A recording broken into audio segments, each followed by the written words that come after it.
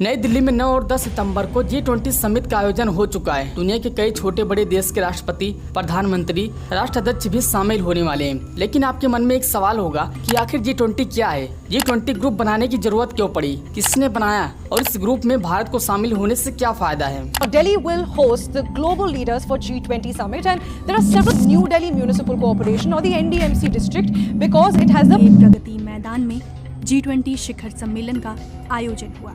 सम्मेलन स्थल के कई किलोमीटर दूर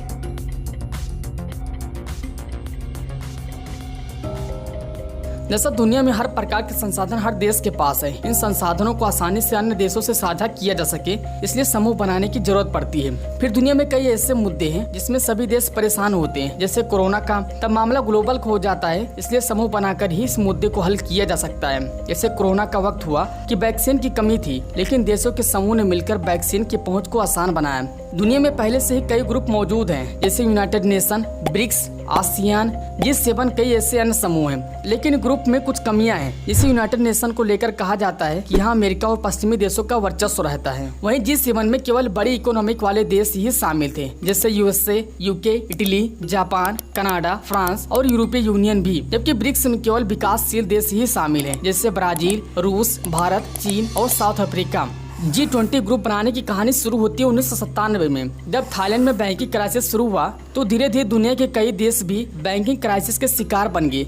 वहीं 1999 में जर्मनी में G7 देशों की मीटिंग चल रही थी। इसमें 7 डेवलप्ड देश ही शामिल थे। उन्होंने पाया कि ऐसे बैंकिंग क्राइसिस से निपटने के लिए केवल विकसित देश ही काफी नहीं है, इसलिए तय किया गया कि केवल आर्थिक नीतियों को कोऑर्डिनेट करने के लिए एक समूह बनाने की जरूरत है, जिसमें विकासशील देशों को भी शामिल किया जाए, क्योंकि उस समय बैंकिंग क्राइसिस से एक विकासशील देश थाईलैंड से निकला था। तब उसी समय 1999 में 20 देशों को जोड़ा गया, लेकिन तब इसमें 20 देशों के राष्ट्राध्यक्ष शामिल नहीं होते थे, क्योंकि इस ग्रुप को वित्तीय संकट से निपटने के लिए बनाया गया। इसलिए इसमें 20 देशों के फाइनेंस मिनिस्टर और सेंट्रल गवर्नमेंट के गवर्नर शामिल होते थे। लेकिन 2008 में अमेरिका की सबसे बड़ी फाइनेंस कंपनी लीमन ब्रदर्स दिवालिया हो गई, जिसके बाद दुनिया भर में फाइनेंस क्राइसिस आया। तब अमेरिका के राष्ट्रपति जॉर्ज बुश ने सुझाव दिया कि G20 ग्रुप के सभी देशों के राष्ट्राध्यक्ष को बुलाया जाए ताकि मजबूती से फैसला लिया जा सके।